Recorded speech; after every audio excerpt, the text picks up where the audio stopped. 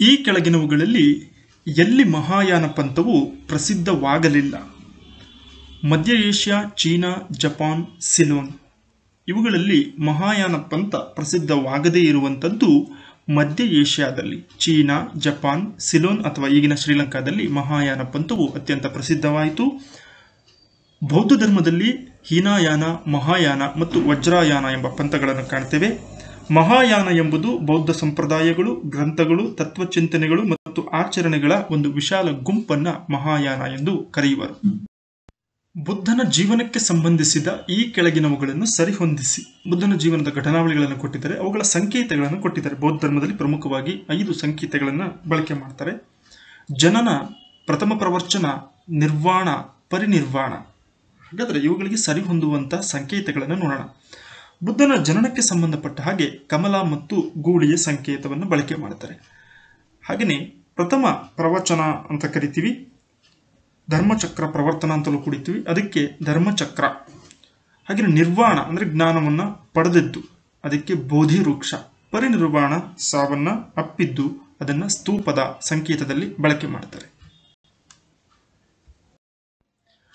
ಅಶೋಕನಿಗೆ ಸಂಬಂಧಿಸಿದ ಈ ಕೆಳಗಿನ ಯಾವ ಶಾಸನವು ಕರ್ನಾಟಕದಲ್ಲಿ ದೊರೆತಿಲ್ಲ? ಮಸ್ಕಿ, ಪಾಲ್ಕಿಗುಂಡು, ಅಶೋಕ ಸಿದ್ದಾಪುರ, ಗಿರ್ನಾರ್ ಶಾಸನ. ಇದರಲ್ಲಿ ಕರ್ನಾಟಕದಲ್ಲಿ ದೊರೆಯದಿರುವಂಥ ಅಶೋಕನ ಶಾಸನ ಗಿರ್ನಾರ್ ಶಾಸನವಾಗಿದೆ. ಇನ್ನು ಉಳಿದಂತೆ ಮಸ್ಕಿ, ಪಾಲ್ಕಿಗುಂಡು, ಅಶೋಕ ಸಿದ್ದಾಪುರ ಇವು ಕರ್ನಾಟಕದಲ್ಲಿ ಅಶೋಕನ ಶಾಸನಗಳು ದೊರೆತಿರುವಂಥ ಸ್ಥಳಗಳಾಗಿದ್ದಾರೆ. ಅಶೋಕನ ಕಾಲಾವಧಿಯಲ್ಲಿ ಮಂತ್ರಿಗಳನ್ನು ಹೀಗೆ ಕರೆಯುತ್ತಿದ್ದರು: ಅಮಾತ್ಯರು, ಅಧ್ಯಕ್ಷ, ತೀರ್ಥರು, ಮಹಾಮಾತ್ಯರು. ಅಶೋಕನ ಆಡಳಿತಾವಧಿಯಲ್ಲಿ ಮಂತ್ರಿಗಳನ್ನ ಅಮಾತ್ಯರು ಎನ್ನುವಂತಹ ಹೆಸರಿನಿಂದ ಕರೆಯುತ್ತಿದ್ದರು. ಸುರ್ತಿ, ಮುರಾ, ಮೆಹಸಾನ, ನಾಗಪುರಿ ಇವು ಯಾವ ಪ್ರಾಣಿಯ ತಳಿಗಳಾಗಿದ್ದಾವೆ? ಹಸು, ಎಮ್ಮೆ, ಕುರಿ, ಹುಲಿ. ಇವುಗಳಲ್ಲಿ ಸುರ್ತಿ, ಮುರಾ, ಮೆಹಸಾನ, ನಾಗಪುರಿ ಎಂಬುವಂಥವು ಭಾರತದಲ್ಲಿರುವಂತಹ ಎಮ್ಮೆ ಪ್ರಾಣಿ ಏನಿದೆ ಅದರ ಒಂದು ತಳಿಗಳಾಗಿದ್ದಾವೆ. ಒಡಿಶಾದ ಯಾವ ಬಂದರಿನ ಮೂಲಕ ಕಬ್ಬಿಣದ ಅದಿರನ್ನು ಜಪಾನ್ ದೇಶಕ್ಕೆ ರಫ್ತಾಗುತ್ತದೆ? ವಿಶಾಖಪಟ್ಟಣ, ಹಾಲ್ಡಿಯಾ, ಕೊಚ್ಚಿನ್, ಪಾರಾದೀಪ್. ಈ 4 ಬಂದರುಗಳಲ್ಲಿ ಕಬ್ಬಿಣದ ಅದಿರು ಪ್ರಮುಖವಾಗಿ ಜಪಾನ್ ದೇಶಕ್ಕೆ ರವಾನೆಯಾಗುವಂಥದ್ದು ಒಡಿಶಾದ ಪಾರಾದೀಪ್ ಬಂದರಿನ ಮೂಲಕ. ಇನ್ನು ಕೊಚ್ಚಿನ್ ಕೇರಳ, ಹಾಲ್ಡಿಯಾ ಪಶ್ಚಿಮ ಬಂಗಾಳ, ಆಂಧ್ರಪ್ರದೇಶ, ವಿಶಾಖಪಟ್ಟಣ ಪ್ರಮುಖ ಬಂದರುಗಳಾಗಿದ್ದಾವೆ. ಭಾರತದಲ್ಲಿ ವಾಯುಯಾನ ಸಾರಿಗೆ ಆರಂಭವಾದಂಥ ವರ್ಷ ಯಾವುದು? Airlines service 1911, 1912, 1913, 1914. ಇದಕ್ಕೆ ಸರಿ ಉತ್ತರ. ಭಾರತದಲ್ಲಿ ಮೊದಲು ವಾಯುಯಾನ ಆರಂಭವಾದಂತಹ ವರ್ಷ 1911. ಭಾರತದ ಸಂವಿಧಾನ ಸ್ವೀಕರಿಸಿದ ದಿನಾಂಕ, ಇದನ್ನು ಅಂಗೀಕರಿಸಿದ ದಿನಾಂಕ ಅಂತಲೂ ಕೂಡ ನಾವು ಅರ್ಥ ಮಾಡ್ಕೋಬಹುದು ಪ್ರಶ್ನೆಯನ್ನ. ನವೆಂಬರ್ 26, 1949, ಜನವರಿ 26, 1950, ಆಗಸ್ಟ್ 15, 1947, ಜನವರಿ 30, 1948. ಇದರಲ್ಲಿ ಭಾರತದ ಸಂವಿಧಾನವನ್ನು ಅಂಗೀಕರಿಸಿದ ವರ್ಷ ನವೆಂಬರ್ 26, 1949. ಆದರೆ ಅಧಿಕೃತವಾಗಿ ಸಂವಿಧಾನ ಜಾರಿಗೆ ಬಂದಿದ್ದು ಜನವರಿ 26, 1950. ರಾಷ್ಟ್ರೀಯ ಮತದಾರರ ದಿನವನ್ನು ಯಾವಾಗ ಆಚರಿಸುವರು? ನ್ಯಾಷನಲ್ ವೋಟರ್ಸ್ ಡೇ ಅಂತ ಕರಿತೀವಿ. ಇದನ್ನ ಆಚರಣೆ ಮಾಡುವಂತಹ ದಿನಾಂಕ ಯಾವುದು? ಜನವರಿ 26, ಜನವರಿ 25, ಜನವರಿ 20, ಹಾಗೆಯೇ ಜನವರಿ 24. ಇದಕ್ಕೆ ಸರಿ ಉತ್ತರ ಜನವರಿ 25. ಭಾರತದ ಚುನಾವಣಾ ಆಯೋಗ ಸ್ಥಾಪನೆಯಾದಂತಹ ದಿನಾಂಕ ಇದು ಜನವರಿ 25, 1950. ಅದರ ನೆನಪಿಗಾಗಿ ಪ್ರತಿ ವರ್ಷ ನ್ಯಾಷನಲ್ ವೋಟರ್ಸ್ ಡೇಯನ್ನು ಜನವರಿ 25 ಆಚರಿಸುವರು. ಟಿಬೇಟಿನ ಕೈಲಾಸ ಪರ್ವತದ ಮಾನಸ ಸರೋವರ ಎಂಬಲ್ಲಿ ಈ ಕೆಳಗಿನ ಯಾವ ನದಿ ಉಗಮಿಸುತ್ತದೆ? ಟಿಬೇಟ್ ದೇಶದ ಕೈಲಾಸ ಪರ್ವತದ ಮಾನಸ ಸರೋವರ ಎಂಬಲ್ಲಿ ಉಗಮಿಸುವಂತಹ ನದಿ ಗಂಗಾ, ನರ್ಮದಾ, ಸಿಂಧು, ಬ್ರಹ್ಮಪುತ್ರ. ಈ 4 ಪ್ರಮುಖ ನದಿಗಳಲ್ಲಿ ಟಿಬೇಟಿನ ಕೈಲಾಸ ಪರ್ವತದ ಮಾನಸ ಸರೋವರದಲ್ಲಿ ಉಗಮಿಸುವಂತಹ ನದಿ ಭಾರತದ ಜೀವ ನದಿಗಳಲ್ಲಿ ಒಂದಾದಂತಹ ಸಿಂಧು ನದಿಯಲ್ಲಿ ಇಲ್ಲಿ ಉಗಮಿಸುತ್ತದೆ. ನಮ್ಮ ಸಂವಿಧಾನದ ಈ ಭಾಗವನ್ನು ಐರಿಷ್ ಸಂವಿಧಾನದಿಂದ ಎರವಲು ಪಡೆಯಲಾಗಿದೆ.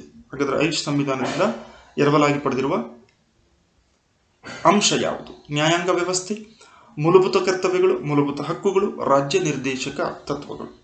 ಇದಕ್ಕೆ ಸರಿಯಾದ ಉತ್ತರ directive principles of state policy ಅಥವಾ ರಾಜ್ಯ ನಿರ್ದೇಶಕ ತತ್ವಗಳು ಸಂವಿಧಾನದ 4ನೇ ಭಾಗದ ಅಡಿಯಲ್ಲಿ ಬರ್ತವೆ. ಈ ರಾಜ್ಯ ನಿರ್ದೇಶಕ ತತ್ವಗಳು ಸುಗ್ಗಿ ರಾಜ್ಯದ ಪರಿಕಲ್ಪನೆಯನ್ನು ಹೊಂದಿದ್ದಾವೆ.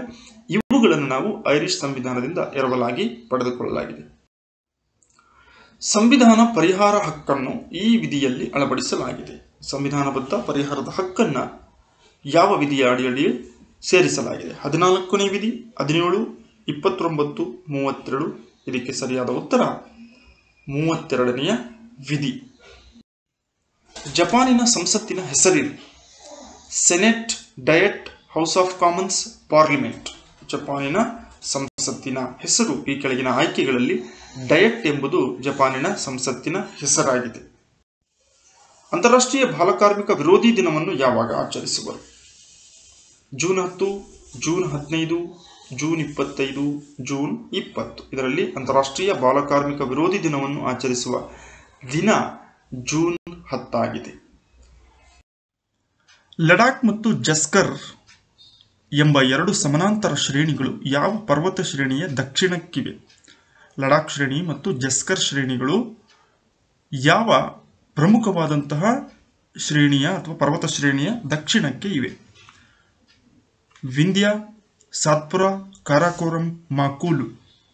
ಹಾಗಾದರೆ ಲಡಾಖ್ ಮತ್ತು ಜಸ್ಕರ್ ಎಂಬ ಸಮಾನಾಂತರ ಶ್ರೇಣಿಗಳು ಕಾರಾಕೋರಂ ಎನ್ನುವಂತಹ ಪರ್ವತ ಶ್ರೇಣಿಗಳ ದಕ್ಷಿಣಕ್ಕೆ ಕಂಡುಬರುವ ಪ್ರಮುಖ ಕಣಿವೆ ಪ್ರದೇಶಗಳಾಗಿದ್ದಾವೆ.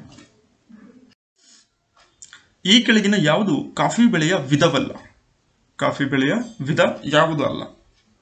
ಅರೇಬಿಕಾ, ರೊಬಾಸ್ಟಾ, ಲೈಬೀರಿಕಾ, ಪೆರಿಸ್ಟಿಕಾ. ಇದರಲ್ಲಿ ಕಾಫಿ ಬೆಳೆಯ ವಿಧವಲ್ಲದ್ದು ಪೆರಿಸ್ಟಿಕಾ. ಕೇಂದ್ರ ಹೊಗೆಸೊಪ್ಪು ಸಂಶೋಧನಾ ಕೇಂದ್ರ ಎಲ್ಲಿದೆ? ರಾಜಮಂಡ್ರಿ, ತುಮಕೂರು, ಹೈದರಾಬಾದ್, ಮೈಸೂರು. ಈ 4 ಸ್ಥಳಗಳಲ್ಲಿ ಕೇಂದ್ರ ಹೊಗೆಸೊಪ್ಪು ಸಂಶೋಧನಾ ಕೇಂದ್ರ ಇರುವಂಥದ್ದು ಆಂಧ್ರ ಪ್ರದೇಶದ ರಾಜಮಂಡ್ರಿಯಲ್ಲಿ. ಭಾರತದಲ್ಲಿ ಅತಿ ಹೆಚ್ಚು ಹೊಗೆಸೊಪ್ಪನ್ನು ಉತ್ಪಾದಿಸುವಂತಹ ರಾಜ್ಯವೂ ಕೂಡ ಆಂಧ್ರ ಪ್ರದೇಶವಾಗಿದೆ. ಭಾರತದಲ್ಲಿ ಶ್ವೇತಕ್ರಾಂತಿಯನ್ನು ಆರಂಭಿಸಿದ ವರ್ಷ ಯಾವುದು?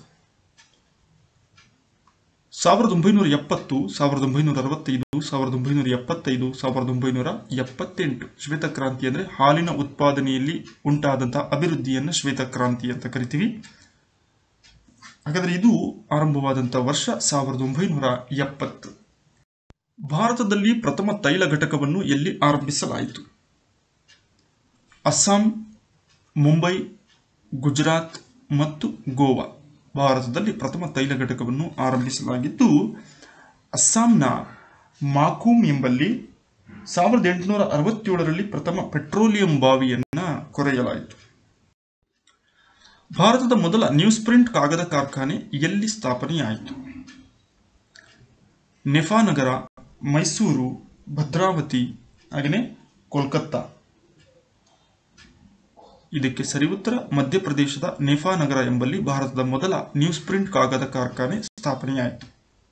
ಬಾಂಬೆ ಕ್ರಾನಿಕಲ್ ಎಂಬ ಪತ್ರಿಕೆಯ ಸಂಪಾದಕರು ಯಾರು? ಮಹಾತ್ಮ ಗಾಂಧೀಜಿ, ಬಾಲಗಂಗಾಧರ ತಿಲಕ್, ಫಿರೋಜ್ ಶಾ ಮೆಹ್ತಾ, C.R. ದಾಸ್ ಅಥವಾ ಚಿತ್ತರಂಜನ್ ದಾಸ್. ಇದಕ್ಕೆ ಸರಿ ಉತ್ತರ ಫಿರೋಜ್ ಶಾ ಮೆಹ್ತಾರವರು. ಬಾಂಬೆ ಕ್ರಾನಿಕಲ್ ಎಂಬುದು ಇಂಗ್ಲಿಷ್ ಭಾಷೆಯಲ್ಲಿ ಮುಂಬೈನಿಂದ ಪ್ರಕಟವಾಗುತ್ತಿದ್ದಂತಹ ಪತ್ರಿಕೆ. ಇದನ್ನು 1910ರಲ್ಲಿ ಫಿರೋಜ್ ಶಾ ಮೆಹ್ತಾರವರು ಪ್ರಾರಂಭ ಮಾಡಿದರು. ಭಾರತೀಯ ರಾಷ್ಟ್ರೀಯ ಕಾಂಗ್ರೆಸ್ ಪ್ರಥಮ ಅಧಿವೇಶನ ಎಲ್ಲಿ ಜರುಗಿತು?